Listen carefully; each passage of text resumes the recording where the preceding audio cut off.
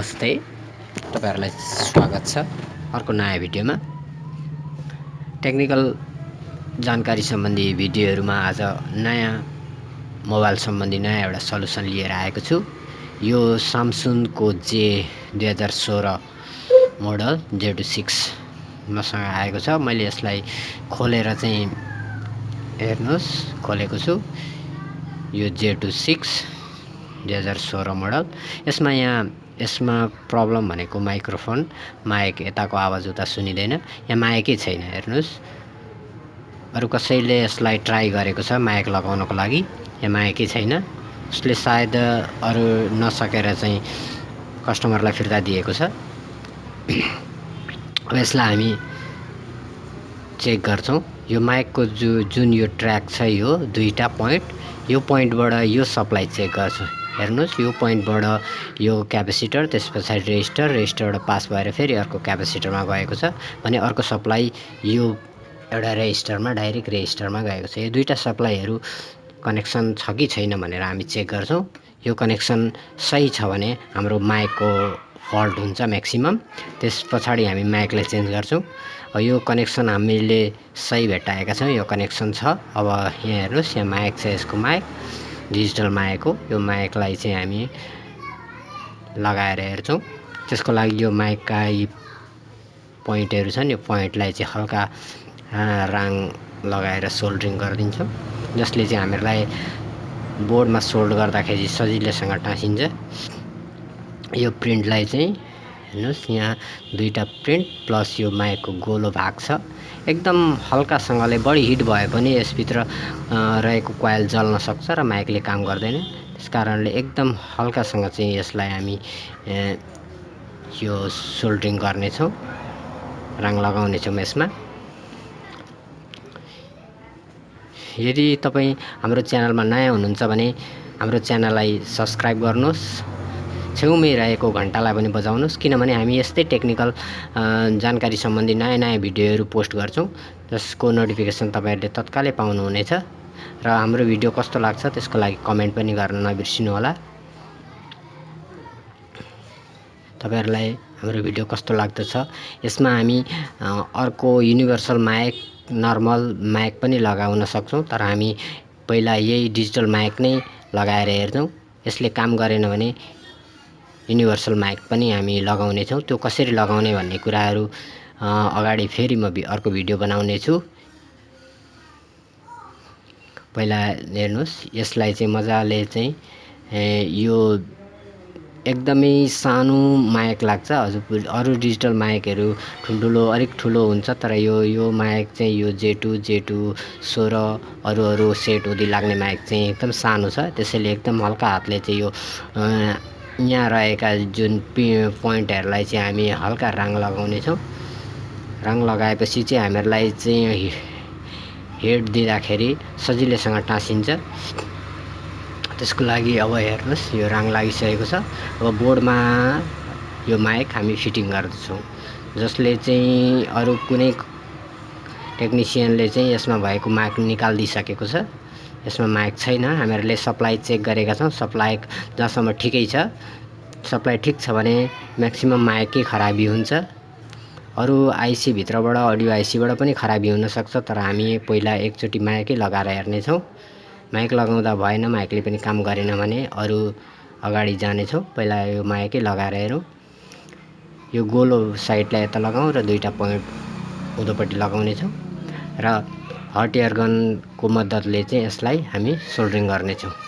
हामी माथिबाट हैन, यसको मुनि साइडबाट चाहिँ हिट गर्ने छौं, किनभने यो माइक एकदमै छिटो खराबी हुन्छ।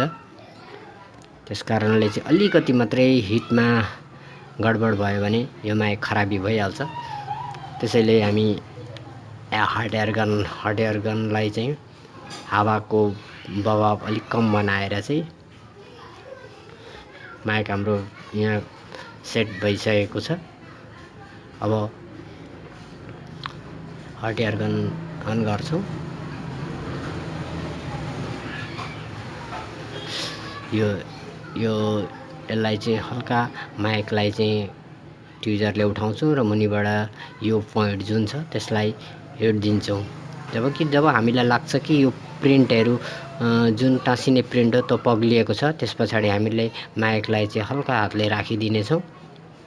हल्का हातले माइक यो प्रिन्ट पग्लिएपछि हल्का हातले राख्दैछु। त्यसको एकदम करेक्ट टाइममा राखिएन भने फेरि टाँसिँदैन। त्यसैले चाहिँ हामी एकदम सही टाइममा चाहिँ यो माइकलाई यहाँ राख्नेछौँ। फेरि मुनिबाट बढी हिट भयो भने पनि यो माइक जल्छ, बिग्रिन्छ, काम गर्दैन। त्यसैले एकदम सही पर्फेक्ट टाइममा चाहिँ यो लिक्विड जुन हाम्रो पेस्ट लिक्विड भएको बेला, राङ लिक्विड भएको बेला चाहिँ यो माइकलाई चाहिँ हामी यहाँ टसाइदिनेछौँ।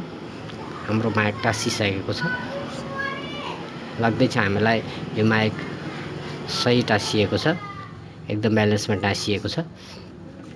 अब यसलाई हामी हल्का हिट छ माइक, हल्का साफ गरिदिन्छौँ।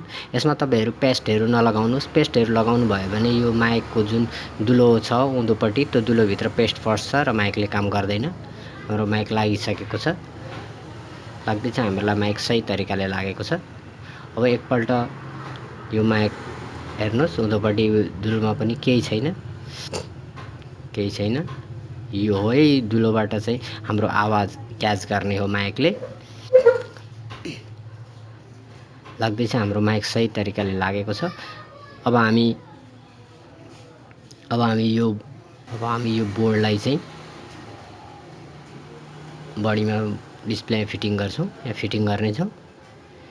फिटिङ गरेर एकपल्ट चेक गर्छौँ सही भयो कि भएन, माइकले काम गर्छ कि गर्दैन। यसको लागि मैले जुम गरेको थिएँ, यसलाई जुम आउट गरेँ। जुम आउट गर्दाखेरि हाम्रो फोकस मिलेको छैन। अब यसलाई फिटिङ गरिदिन्छु। यो डिस्प्ले कनेक्टरलाई यहाँ जोइन गरिदिन्छु। यो मुनिको सेन्सर कनेक्टर पनि जोडिदिन्छौँ। यस पछाडि हामीहरूले सिम लगाएको छ। अब यस ब्याट्री लगाएर चाहिँ सेटलाई अन गर्छौँ। ब्याट्री लगाएर सिमलाई पावर बटन थिचेर अन गर्छौँ। हामी पछाडिको कभर नलगाइकन पहिला चेक गर्नेछौँ काम गर्छ कि गर्दैन। यो जुन कस्टमरले हामीलाई यो सेट दिएको छ, यसमा लक लगाएको छ। लक के हो मलाई थाहा भएन। सो हामीहरूलाई चेक गर्नको लागि, भोइस रेकर्ड गर्नको लागि सेट लक लगाएको छ। त्यसैले हामी एउटा ट्रिक लगाएर चाहिँ यो सेट सही भयो कि भएन चेक गर्छौँ। हाम्रो अर्को एउटा सेटबाट चाहिँ यो सेटमा फोन गर्छौँ र कल रिसिभ गरेर हामी अर्को फोनमा आवाज जान्छ कि जाँदैन, माइकले काम गर्छ गर्दैन भनेर चेक गर्छौँ। हेर्नुहोस्, यो सेटमा लक लगाएको छ। त्यसैले यो सेटमा डालेको सिममा हामी फोन गर्दैछौँ। यो सेटबाट हेर्नुहोस्,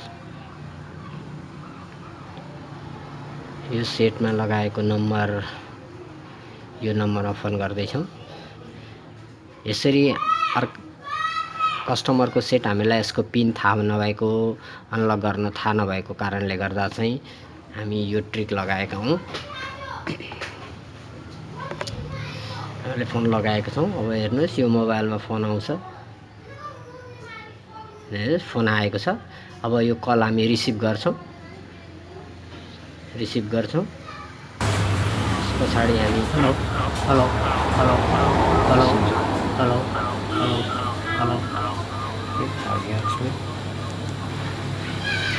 हेर्नुहोस्, सही भइसकेको छ।